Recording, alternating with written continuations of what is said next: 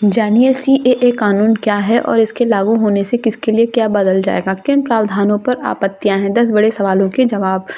भारतीय नागरिकता कानून पर 5 साल पहले ही मुहर लग गई थी, हालांकि अब तक यह लागू नहीं हो पाया है। सीएए को लेकर पूरे देश में बड़े स्तर पर विरोध प्रदर्शन हुए थे, खासकर पूर्वोत्तर के 7 राज्य इसके खिलाफ हैं। विरोध को लेकर नॉर्थ ईस्ट सबसे ज्यादा प्रभावित रहा है, वहाँ तोड़फोड़ की वजह से करोड़ों की संपत्ति का नुकसान हुआ था।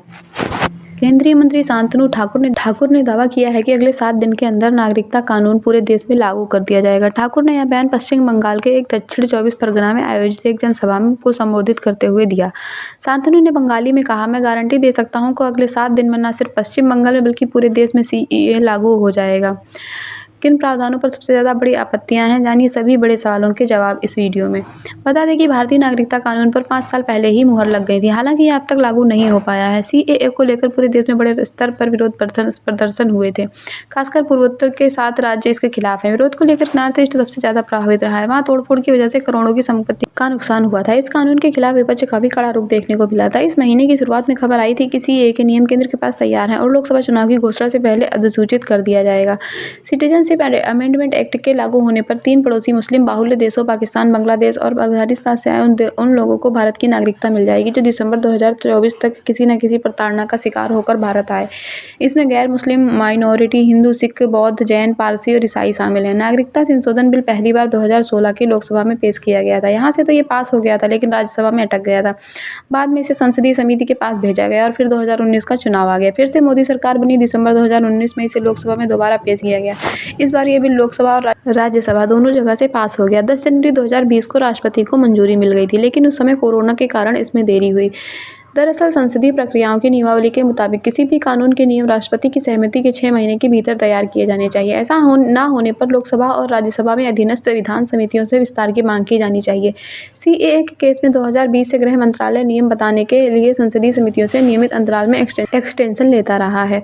पिछले 2 साल में 9 राज्यों के 30 से ज्यादा जिला मजिस्ट्रेटों और गृह सचिवों को बड़े अधिकार दिए गए। डीएम को 3 देशों से आए गैर मुस्लिम अल्पसंख्यक समुदायों को भारतीय नागरिकता देने की शक्तियां दी गई हैं। नागरिकता गृह मंत्रालय की 2021-22 की वार्षिक रिपोर्ट के मुताबिक 1 अप्रैल 2021 से 31 दिसंबर 2021 तक इन गैर मुस्लिम अल्पसंख्यक समुदायों को कुल 1414 विदेशियों को भारतीय नागरिकता दी गई है। जिन 9 राज्यों में नागरिकता दी गई है वे गुजरात, राजस्थान, छत्तीसगढ़, हरियाणा, पंजाब, मध्य प्रदेश, उत्तर प्रदेश, दिल्ली और महाराष्ट्र हैं।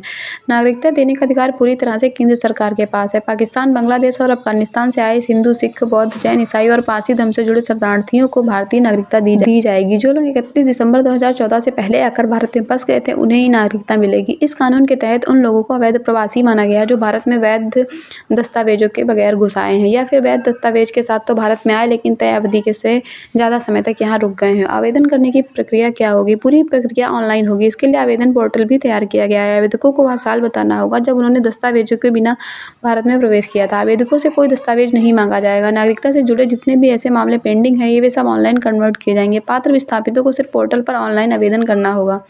उसके बाद गृह मंत्रालय जांच करेगा और नागरिकता जारी कर देगा।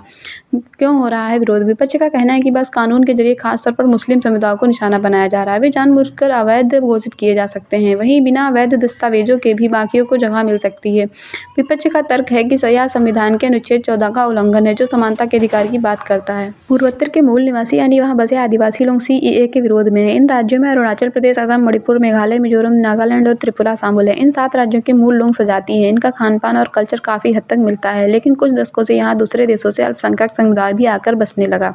खासकर बांग्लादेश और पाकिस्तान के अल्पसंख्यक बंगाली यहाँ आने लगे। नॉर्थ ईस्ट इस समय अल्पसंख्यक बंगाली हिंदू का गढ़ बन गया है। इसकी वजह भी सामने आई है। दरअसल पाकिस्तान के पूर्वी हिस्से में बड़ी संख्या में बंगाली लोग बसे हुए हैं जिन पर लगातार हिंसा हो रही थी। वहाँ युद्ध हुआ और बांग्लादेश बन गया, लेकिन कुछ समय में ही बांग्लादेश में भी हिंदू बंगालियों पर अत्याचार होने लगा क्योंकि ये देश भी मुस्लिम बहुसंख्यक है। पाकिस्तान और बांग्लादेश में अत्याचार से परेशान होकर लोगों ने पलायन शुरू कर दिया और भागकर भारत आने लगे। इन लोगों को वैसे तो अलग अलग राज्यों में बसाया जा रहा था, लेकिन पूर्वोत्तर का कल्चर इन्हें अपने ज़्यादा करीब लगा और वे वहीं बसने लगे। चूँकि पूर्वोत्तर राज्यों की सीमा बांग्लादेश से सटी हुई है, इसलिए भी वहाँ से लोग आते हैं।